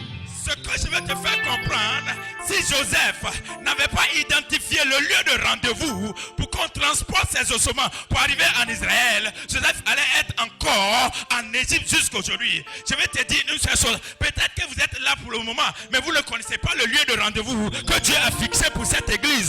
Peut-être que vous avez commencé ici, mais il y a un lieu que Dieu a préparé. C'est pourquoi Jésus a dit à ses disciples, Dieu a préparé une place pour vous. Je m'en vais préparer pour vous une place, un lieu de rendez-vous. Je proclame ce matin que toi qui es venu à ce culte, c'est que ce soit un lieu de rendez-vous entre toi et le Saint-Esprit. Que le Saint-Esprit te rencontre. Que le Saint-Esprit te rencontre. Que le Saint-Esprit te rencontre. La place que Dieu a préparée pour toi et que tes yeux ne sont pas encore tombés dessus. J'ouvre tes yeux spirituels et qu'à partir de maintenant, l'ange de l'Éternel te conduit jusqu'à cette place et que tu arrives au lieu de rendez-vous pour recevoir ce que Dieu doit te donner. Dis Amen avec moi. Est-ce que quelqu'un peut pousser des cris de joie vers l'Éternel notre Dieu? Le manteau était l'objectif de ses frères, mais le manteau n'était plus l'objectif de Dieu. Si le manteau là était l'objectif de Jacob, Jacob allait dire à Joseph, entretiens-moi ce manteau, que personne ne t'arrache ce manteau. Et quand ses frères étaient en train de lui arracher le manteau, il allait faire palabre. Parce qu'en Israël, on ne laisse jamais l'héritage partir. S'il doit te tuer, il va te tuer. Mais le père, dès qu'il a reçu que son fils a commencé à faire son, il s'est dit que le transfert est complet. Donc, manteau là, c'est à titre décoratif. Femme, un homme il t'a quitté, fille, tu pleures. Tais-toi et regarde à l'horizon. Tu l'as déjà utilisé, ce n'est pas lui qui t'a utilisé. Toi, tu l'as déjà utilisé, il y a autre chose qui arrive. Tu sais pourquoi? La Bible dit que sur la route de Golgotha, Joseph, Simon de Cyrène est sorti. Et on a donné la croix de Jésus à Simon de Cyrène a pris la croix jusqu'à arriver à Golgotha. Quand il est arrivé à Golgotha, il voulait continuer. On dit, toi, quitte là. Il a laissé la croix. Quand on a fini de crucifier Jésus, la Bible dit qu'il y a eu l'apparition de Joseph d'Arimathée qui a soulevé le corps de Jésus pour le mettre dans le tombeau. Il y a quelqu'un qui vient commencer quelque chose dans ta vie. Il y a un autre qui va venir achever. Il y a un qui vient commencer, mais il y a un autre que Dieu envoie toujours pour achever ce qu'il a commencé dans ta vie. Ne t'inquiète pas pour ceux qui t'ont abandonné. Ne te soucie pas de ceux qui t'ont laissé. Ce n'est plus la peine de penser à ces choses. C'est déjà passé et c'est passé. Mais regarde les choses nouvelles que Dieu est prêt à faire avec toi. Est-ce que quelqu'un croit à la parole de l'Éternel? Alléluia. Le manteau était l'objectif et le manteau n'était pas l'objectif de Dieu. Ce qui est l'objectif de Satan aujourd'hui n'est plus l'objectif de Dieu. Des fois, quand tu regardes, le diable te regarde et dit, moi, Satan veut me fatiguer avec l'affaire d'argent. Il dit, tu m'as bien regardé. Moi, il y a des défis que j'ai relevés avec le Seigneur. Et toi, à cause de l'argent, je peux dormir sans manger pendant 3 mois. Mais je suis convaincu d'une seule chose. Le 3e mois ne passera pas. Qu'un ange de l'Éternel me visitera. Que personne ne veuille voler tes choses à cause de ce qu'il a. Fais attention. Amen. Au verset 31, on continue la marche. Il prit alors la tunique de Joseph et l'ayant tué un bouc, il le plongeait la tunique dans le sang. Regardez, toute la Bible est un acte prophétique. Les mêmes qui ont tué Joseph, qui leur a donné l'inspiration de tremper la tunique de Joseph dans le sang. Vous savez ce qu'ils ont fait? Ils ont fait l'erreur de tremper la tunique de Joseph dans le sang. Ils ont fait l'erreur de tremper la tunique de Joseph dans le sang.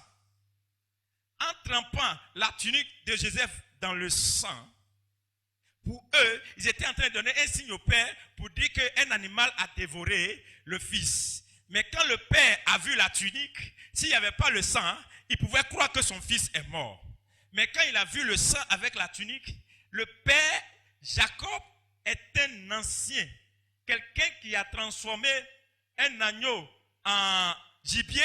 Il connaît bien la différence du sang des lions et du sang de l'homme. Et du sang du bouc. Jacob même est un cultivateur. C'est quelqu'un qui élève. Quelqu'un qui a travaillé avec Laban pendant 14 ans pour élever les brebis. Il connaît l'odeur ou bien la manipulation du sang.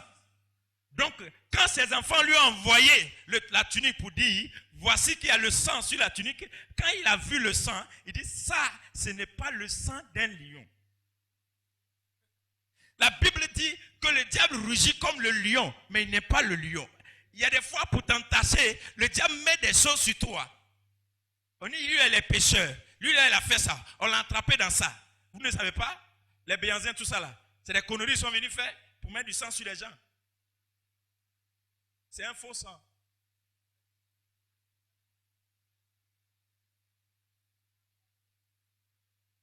Mais le vrai sang va parler. Le vrai sang va parler. Je proclame que tous ceux qui ont mis des faux sangs sur toi, tous ceux qui ont mis des faux sangs sur toi, des fausses accusations, qui ont dit des choses contraires à ce que Dieu a dit sur toi, tes parents qui se sont levés matin pour dire on arrête ta vie, les gens qui sont arrêtés dans le secret pour dire tel là il ne peut pas se marier, il ne va plus prospérer. Des gens qui sont associés, ils ne savaient pas qu'est-ce que Dieu t'a promis. Et la Bible dit que depuis le vent de ta mère, Dieu te connaissait. Et il t'a établi héritier de quelque chose. Et il n'était pas là quand Dieu avait écrit ces choses sur toi. Et ils s'en vont se réunir quelque part pour dire, cet homme ne peut plus prospérer, cette femme ne peut plus faire enfant, celui-là ne peut plus voyager. Je me tiens dans le sang précieux de Yeshua Yamashia. Et je déclare, au nom de Jésus-Christ de Nazareth, que tu es lavé de ce sang. Oh my God. Le sang précieux de l'agneau te justifie et le sang précieux de l'agneau te lave. Le sang précieux de l'agneau enlève le faux sang.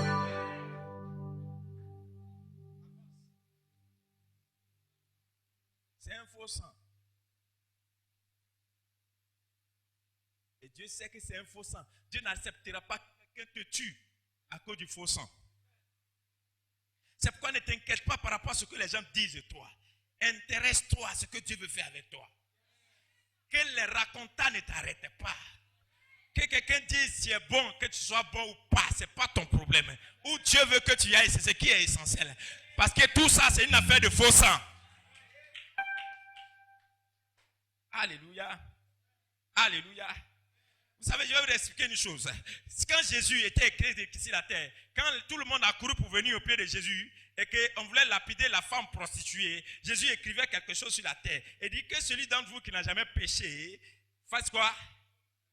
Soit le premier à jeter la pierre. En réalité, vous savez ce que Jésus est en train de dire? Il dit, vous l'accusez avec un faux sang, des faux sacrifices que vous faites dans vos faux temples. Mais moi, c'est écrit que moi je suis venu pour accomplir la volonté de Dieu. Moi, mon sang doit couler pour que celle-là soit sauvée. Même avant même que je ne sois cloué à la croix de Golgotha, j'écris déjà le nom de cette femme dans la liste de ceux qui doivent être sauvés par mon précieux sang. Ton nom est écrit dans la liste de ceux qui doivent être sauvés par le précieux sang de Jésus. Aucune accusation ne peut t'arrêter. Aucune condamnation ne peut t'arrêter.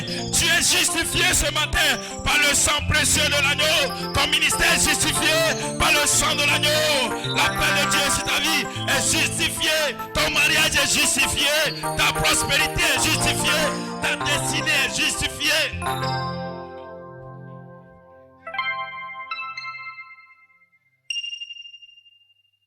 Il a écrit déjà.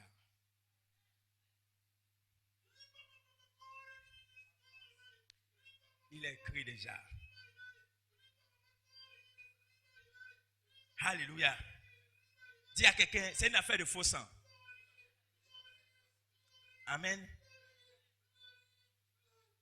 Et imaginez ces enfants-là, ils veulent apprendre à un vieux prophète le discernement. Il dit, bien, regarde bien la tunique. Est-ce que ce n'est pas la tunique de ton fils? Et la Bible dit que, oh my God, la Bible dit que le père déchira lui ses vêtements, mais il mit un sac sur ses reins. D'habitude en Israël, quand tu veux prier et que tu as un problème, tu portes le sac. Mais là, au lieu que Jacob porte le sac, il a mis le sac sur ses reins. Sachez très bien que Élie, quand il a prophétisé à Akab, il dit, Akab descend parce qu'il va pleuvoir, Élie a ceint ses reins. Les reins, c'est la prophétie.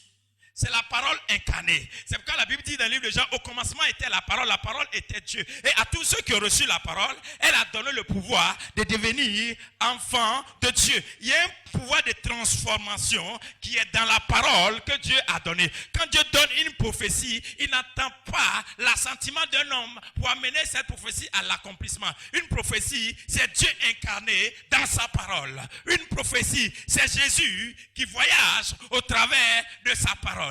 Une prophétie, c'est tout le pouvoir du ciel qui se dégage, qui rentre dans une parole. Une prophétie, c'est le conseil de Dieu qui s'assoit pour libérer quelque chose et ça rentre dedans. Comprenez-moi bien ce que Jacob voulait faire. Quand Jacob a porté le sac à ses reins, il voulait dire, je porte maintenant le deuil de mon fils. J'ai l'espérance que mon fils ne peut pas mourir. Parce que tant que la prophétie dure, elle doit arriver à son accomplissement. Où que Joseph passe, Joseph ne mourra pas. Il doit accomplir la prophétie parce que la destinée de la famille est entre ses mains. Ce père ne peut pas mourir. Et la Bible dit que le père a porté le deuil de son fils. Il y a quelqu'un qui intercède pour toi dans le secret. Et la Bible dit que Jésus, il est assis à la droite du Père et il intercède pour nous. Tu ne peux pas mourir dans cette affaire. Tu ne peux pas mourir dans cette affaire. Parce que Dieu est assis sur son trône. Il intercède pour toi. Il prend déjà la ceinture. Tu ne peux pas mourir. Ton foyer est en sécurité. Ton travail est en sécurité. Ton ministère est en sécurité. Ton entreprise est en sécurité. Oh my God. Tes finances sont en sécurité. Tu ne peux pas mourir. Il y a quelqu'un qui intercède pour toi. Écoutez-moi bien. Quand quelqu'un qui est souillé intercède, la Bible dit que 2 personnes s'associent pour intercéder, je l'exaucerai. À plus forte raison, quelqu'un qui n'est plus souillé, le Saint des Saints lui-même, il intercède. Jésus assis sur son trône de gloire. Il dit, ma fille, je sais que c'est dur, mais ne t'inquiète pas, je suis derrière toi. Ils feront tout, mais ne pourront pas t'avoir. Parce que j'intercède. Cette affaire ne te concerne pas. Cette affaire est déjà entre les mains du Seigneur. Jésus gère la chose. Ne t'inquiète pas. Quel que soit ce que tu traverses ce matin, je suis venu te dire, vis longtemps. Tu ne mourras pas. Parce que Dieu a quelque chose à faire avec toi. Tu ne mourras pas. Dieu a quelque chose à faire toi. Vis longtemps parce que Dieu a quelque chose à faire avec toi. L'intercession. Chapitre 39, au verset 12, il nous dit,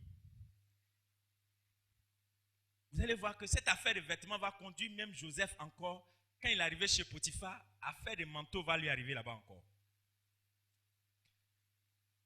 Quand Joseph arrivait chez Potiphar et que Potiphar prospérait, et Potiphar a donné un manteau à qui? Suivez-moi bien. Le premier manteau est entre toutes les mains du Père. Mais le deuxième manteau, c'est le manteau que Potiphar a donné à Joseph. Mais voyez, la première élévation, avant que ça ne vienne sur Joseph, pour que Joseph se retrouve dans sa terre de destinée, on a enlevé son manteau. Mais suivez la deuxième élévation qui va arriver. La deuxième élévation, la femme de Potiphar s'est présentée encore. Joseph va refuser, la femme va enlever son manteau.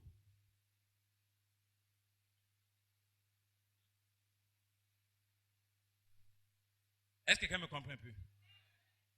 Mais attends, la femme pensait que c'est parce qu'il portait ses habits là qu'il était béni.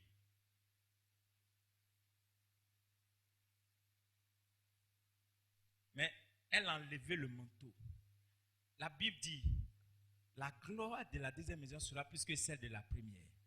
Mais avant que la gloire de la deuxième maison arrive, Dieu s'arrange pour détruire la gloire de la première.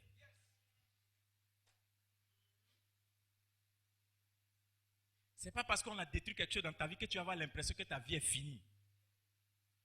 Si on a détruit quelque chose, que Dieu est prêt à reconstruire quelque chose. Donc, quand Joseph est arrivé chez Potiphar, on a reconstitué la vie de Joseph en l'habillant.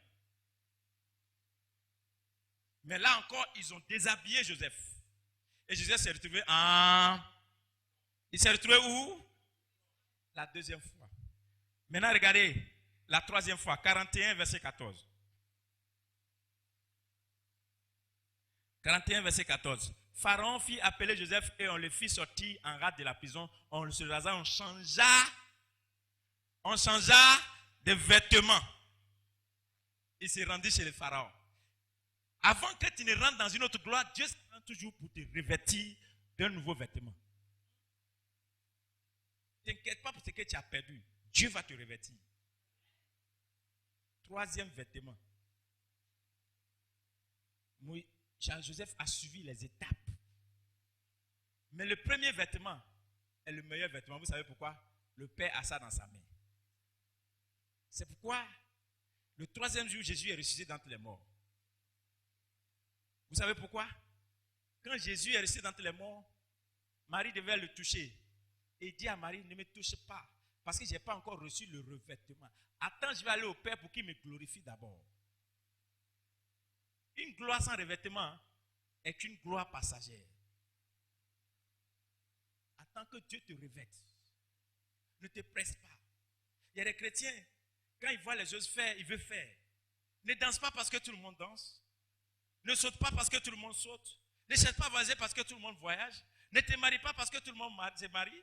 Ne cherche pas à créer une entreprise parce que tout le monde crée une entreprise. Attends que Dieu te revête. Attends que Dieu te donne le signe de ta gloire. Le signe de la gloire, c'est le revêtement. C'est pourquoi la Bible dit que quand Jean-Baptiste a baptisé Jésus, Jésus allait directement dans le lieu de revêtement, c'est-à-dire dans le désert. Et la Bible dit que quand il est sorti du désert, il était revêtu de puissance. Quand tu n'es pas revêtu, il y a des milieux dans lesquels tu ne peux pas rentrer. Quand tu n'es pas revêtu, il y a des endroits où tu ne peux pas avoir accès à ces endroits. Jésus même dit à Marie, attends que mon Père me revête d'abord pour que je revienne jusqu'à vous. Le revêtement, on regarde ça dans la concentration. On a le revêtement dans le jeûne et dans la prière. On a le jeûne, on a le revêtement dans la sanctification. On a le revêtement dans la prière, dans les actions de grâce, dans la persévérance, dans l'endurance. On n'obtient pas le revêtement dans une boutique. Tu peux être bien habillé et ne pas savoir prêcher. Tu peux avoir les jolies voitures dans ton église et ne pas avoir une église venue de Dieu. Tu peux avoir tous les hommes les plus riches de la terre dans ton église et ne pas être appelé de Dieu et ne pas être un de Dieu. Tu peux savoir bien parler le parfum et ne pas être loin de Dieu. Tu peux faire l'école théologique et ne pas être loin de Dieu. L'onction ne vient jamais de l'instrument de l'homme. L'onction vient du ciel. Et si tu veux obtenir quelque chose, le livre de Jean dit, aucun homme ne peut recevoir quelque chose qui ne lui a été donné du ciel. C'est le ciel qui doit te donner ces revêtements.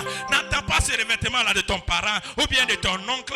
N'attends pas que ton oncle qui est ministre ouvre une porte. Si Dieu te revêt, la porte du président va s'ouvrir pour toi. Si Dieu t'a revêtu, la porte, my God, si Dieu t'a revêtu, la porte de la destinée est ouverte devant toi. Ne t'inquiète pas. Joseph était un étranger dans un pays étranger avec un Dieu étranger.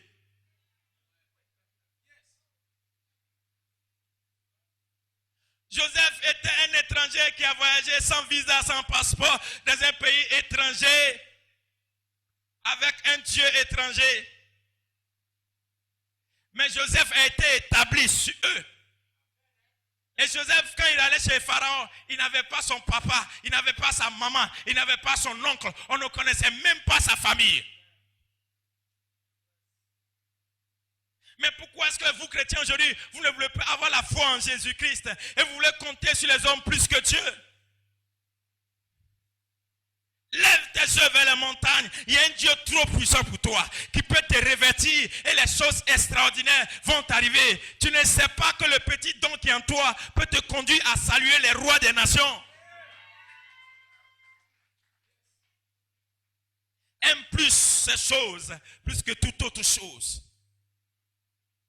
Aujourd'hui, il y a des gens qui sont pressés. Ils sont prêts, surtout les jeunes pasteurs. Quand tu vois une femme qui brille déjà, tu vas vers elle. Dieu m'a mis en cœur pour que tu sois ma maman spirituelle. Alors qu'elle est possédée de la tête jusqu'aux pieds dans son corps et dans son être entier. Elle te donne de l'argent sale. Elle crache sur ton ministère. Tu couches avec elle. Elle te donne toutes les voitures. Tu es dans tous les magasins. Mais tu es éteint.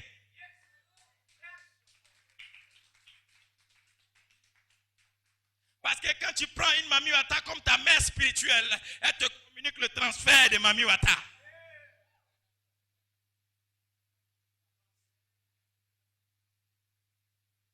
L'argent, c'est Dieu qui donne. La gloire, ça vient de Dieu. L'élévation vient de Dieu. Quand Dieu ne t'a pas élevé, ne t'élève pas. Sinon, tu vas tomber.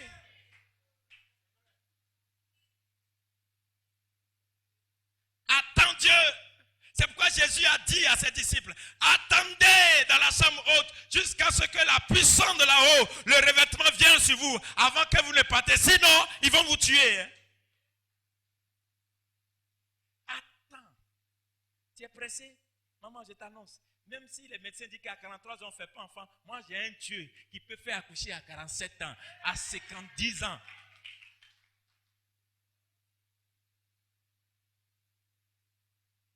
Amen. T'inquiète pas. Il faut avoir l'espérance. L'espérance de Jacob a fait vivre Joseph. C'est pourquoi je vous disais que ce n'est pas Joseph qui a fait le rêve. C'est le rêve de Jacob qui va s'accomplir en Joseph. Alléluia. Alléluia. Un nouveau manteau pour une nouvelle vie. Attends un nouveau manteau pour une nouvelle vie. Quand tu veux rentrer dans une nouvelle vie avec le Seigneur, demande un nouveau manteau.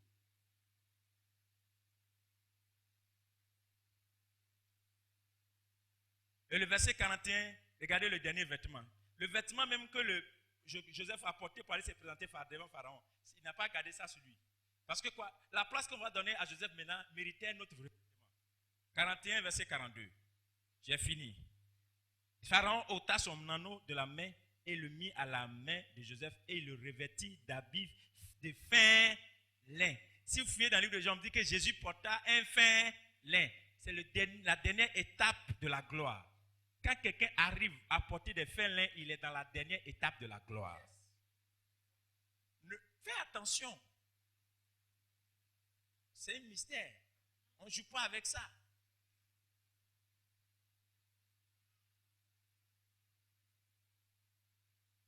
Dernier passage, 45, verset 28. Qui a été béni ce matin. Et Israël dit, on dit au verset 27, il lui a rapporté toutes les paroles que Joseph leur avait dites. Prenez verset 26, je vais vous dire quelque chose. Au verset 26, il lui dit, Joseph vit encore et même c'est lui qui gouverne tout le pays d'Égypte. Mais le cœur de Jacob resta froid parce qu'il ne les croyait pas. C'est des fois. Et là, on dit au verset 27, il lui rapportait toutes les paroles que Joseph lui avait dites. Et il vit les chars que Joseph avait envoyés pour le transporter. C'est alors que l'esprit de Jacob, leur père, se ranima. Parce qu'il a vu quoi? Il a entendu les paroles. Et les paroles qui viennent de Joseph. Il sait que ces paroles ne peuvent pas venir de quelqu'un d'autre si ce n'est Joseph. Vous savez c'est quelle parole? Vous savez c'est quelle parole? Joseph a dit à ses frères, le mal que vous avez voulu me faire, vous n'avez pas fait ça en vain. Ce mal que vous avez organisé, c'était pour notre bien à tous. Sinon, ne vous accusez pas. Dieu vous avait utilisé seulement pour me conduire dans ce destin, pour qu'ensemble on soit bénis. Je t'annonce une bonne chose. Ne t'inquiète pas pour le mal, tout le mal qui t'arrive. Ne t'inquiète pas pour toutes ces mauvaises choses qui t'arrivent. Ceux qui ont prémédité des grandes choses, des mauvais coups contre toi, des mauvais coups contre toi, et que ceux qui s'organisent pour te tuer, ils ont pensé qu'ils allaient arriver à te tuer. Mais là, ils t'ont projeté dans ton lieu de destinée. Ils t'ont propulsé dans ton lieu de destinée. S'ils savaient, ils n'allaient pas te vendre aux sorciers. S'ils savaient, ils n'allaient pas dire que tu n'allais pas enfanter. S'ils savaient, ils n'allaient pas dire que ton ministère n'allait pas avancer. Mais en le disant, ils ont déclaré un décret divin. Et le ciel a répondu à ton appel. Dis Amen avec moi. Dis Amen avec moi. Dis Amen avec moi. Est-ce que quelqu'un peut s'élever pour pousser des cris de joie dans l'éternel Dieu? Tu n'as pas acclamé le Seigneur. Je veux t'entendre acclamer très fort le Seigneur.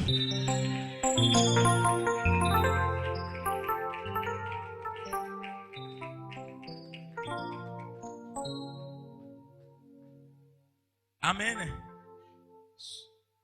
Je finis. 45, 28 dit, et Israël dit, c'est assez Joseph, mon fils vit encore. J'irai et je le verrai avant que je meure. Alléluia. Jacob a vu son rêve, qui est Joseph.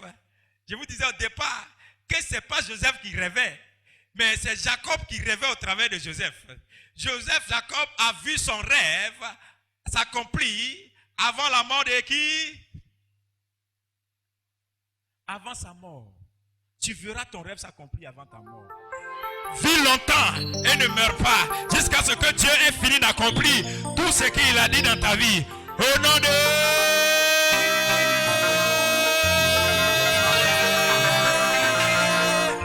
Vis longtemps et ne meurs pas jusqu'à ce que Dieu accomplisse tout ce qu'il a dit dans ta vie. Au nom de... Vis longtemps et ne meurs pas jusqu'à ce que Dieu ait fini d'accomplir tout ce qu'il a dit dans ta vie. Au nom de Jésus. Lève-toi une minute. Fais cette prière à Dieu.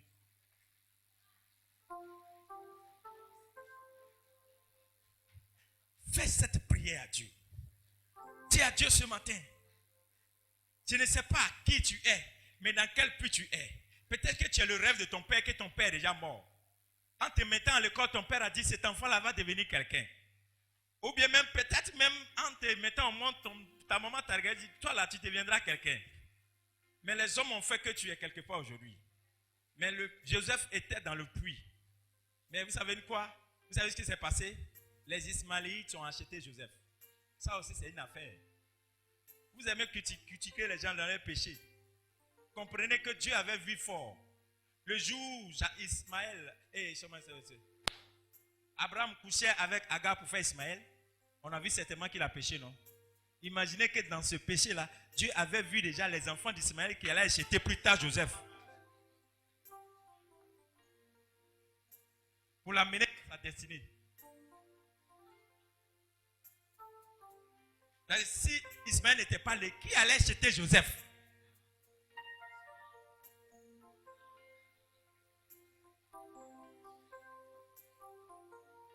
L'évangile là, c'est pas verset biblique, hein? C'est un mystère. C'est pourquoi la Bible dit que les voies de Dieu sont insondables. Tu vas prier ce matin, tu as dit Dieu, je ne sais pas qui va me rencontrer cette semaine, mais le puits dans lequel je suis, je dois sortir. Et regardez l'histoire, vous savez pourquoi est-ce que vous devez sortir de ce puits? Imaginez, Joseph est l'enfant d'un creuseur de puits. Son grand-père Abraham avait creusé puits. Isaac a creusé puits. Jacob a creusé puits. On a dit que son puits est là jusqu'à aujourd'hui. Et c'est dans le puits on allait jeter Joseph, son fils. Est-ce qu'il peut mourir dans le puits? Tu ne peux pas mourir dans ce que ton père a créé. C'est Dieu qui a créé le monde. Et tu ne peux pas mourir dans ce monde. Le monde est entre les mains de l'Éternel des armées. Le monde doit te vomir. Est-ce que quelqu'un peut prier maintenant? Élève la voix et déclare. Prie, dis au Saint-Esprit de Dieu, le puits dans lequel tu es jeté, tu dois sortir de ce puits. L'endroit dans lequel on t'a mis, là où les gens t'ont mis, tu sortiras de là. Parce que tu ne peux pas mourir. Tu ne vas pas mourir. Le monde ne peut pas t'avaler. Le monde ne peut pas te contenir. Le monde oublie de rejeter ta vie, rejeter ta destinée, rejeter ta grâce, rejeter ton ministère. Parce que tu es un enfant.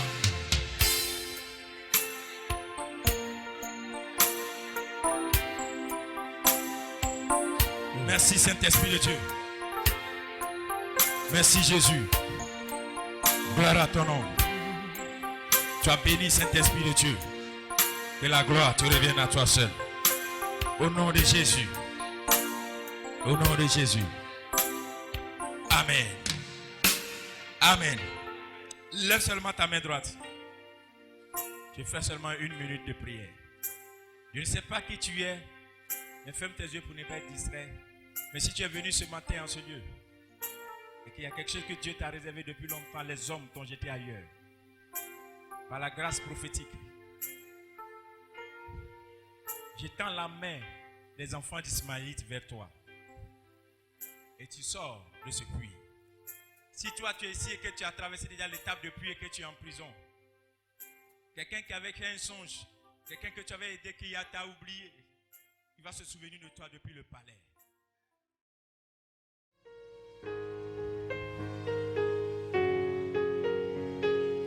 Merci pour votre écoute. Retrouvez les messages du prophète Fangbemi et Armand Béni de Dieu à Sika Communication. Infoline +225 23 01 20 60. Email sika-8 abondance@yahoo.fr. Retrouvez-nous sur le profil Facebook Prophète Béni de Dieu. Tout est possible à celui qui croit. Marc 9, 23. Que Dieu vous bénisse.